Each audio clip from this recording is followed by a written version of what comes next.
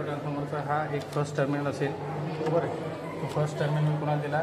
ॲमिटरच्या first टर्मिनलला, बरोबर आहे. त्यानंतर सेकंड टर्मिनल तो एक मी ॲमिटरच्या कॉमनला कनेक्ट केला, म्हणजे सॉरी ॲमिटर नाही, व्होल्ट मीटरचे, बरोबर आहे. आता हा व्होल्ट मीटर मी एक्झॅक्ट ऑटो ट्रान्सफॉर्मरच्या पॅरलली कनेक्ट केला. त्याच्यानंतर हा जो व्होल्ट मीटर असेल त्या व्होल्ट मीटरचा जो फर्स्ट टर्मिनल असेल, बरोबर आहे, तो कुठे दिला मी? प्रायमरीला.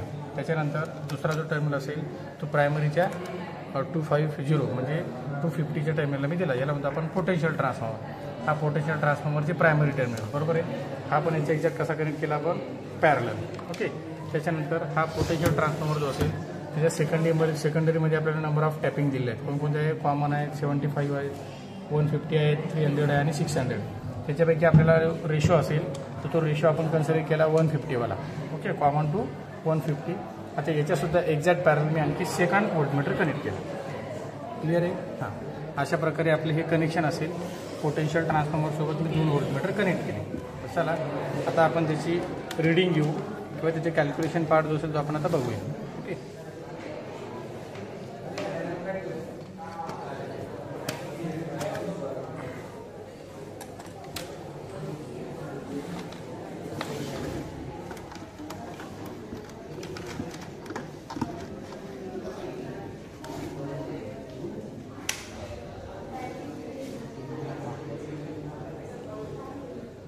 बघा, प्रायमरीचा व्होल्टेज जो असेल आपण एक स्टार्टिंगला 100 व्होल्ट ठेवण्याचा प्रयत्न करू.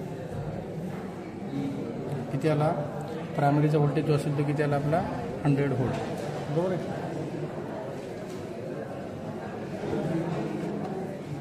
100 व्होल्ट. आणि दुसरा जो V2 असेल तो किती आला? सांग किती आला? किती आला? 60. किती आला? 60 ना, ओके. हां, त्यानंतर परत आपण रिडिंग चेंज करू. प्रायमरीचा जो व्होल्टेज असेल तो आपण किती आला? 120, बरोबर आहे, 120. हां, सेकंडरी किती आला?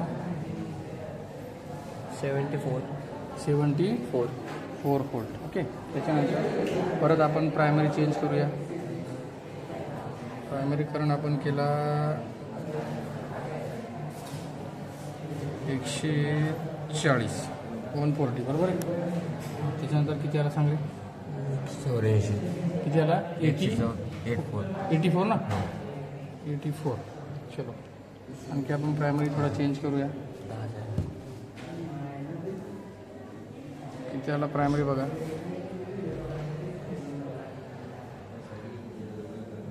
100 म्हणजे 150, बरोबर, 150. हां, हा किती आला रे?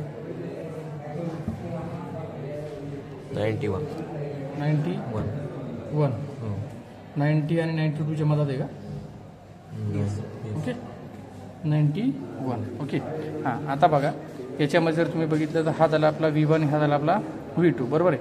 आता आपल्या इथं काय करायचं आहे? V1 / V2 आपल्याला याचा रेशो काढायचा आहे. मग काय करायचं आपण? 100/60, 120/74, 140/84 आणि 150/91. हा तुम्हाला हा कॉलमचा आन्सर भेटून जातील, बरोबर आहे. आता इथे जर बघितलं तुम्ही तर V2 × V.R. म्हणजे याला म्हणतो आपण व्होल्टेज रेशो, बरोबर आहे. आता वर जर बघितलं तुम्ही तर व्होल्टेज रेशोचा फॉर्म्युला त्यांनी ऑलरेडी दिला आहे. काय दिला? रेटेड प्रायमरी व्होल्टेज आणि रेटेड सेकंडरी व्होल्टेज, बरोबर आहे. तर रेटेड प्रायमरी व्होल्टेज बघा आपण पीटीमध्ये किती घेतलेला आहे? 250, बरोबर आहे. आपण इथं 250 घेऊया प्रायमरीला आणि सेकंडरी किती घेतलेलं आहे आपण? 150, बरोबर आहे, 150. याचं जर आपण आन्सर काढलं तर किती येईल? 5/3 म्हणजे किती येईल? 1.66, बरोबर आहे. मग आता काय करायचं आहे? आता जर आपल्याला हा लास्टवाला कॉलम जर काढायचा असेल तर आपण काय करणार? V2 जी व्हॅल्यू असेल समजा 60 इंटू किती येईल मग? 1.66, नंतर 74 × 1.66, नंतर 84 × 1.66, नंतर काय येईल? 91 × 1.66, ओके. अशा प्रकारे आपण हे प्रॅक्टिकल जे असेल ते परफॉर्म करू शकतो. क्लिअर आहे? क्या बात है सर, क्या बात है सर, क्या बात, ये बात है.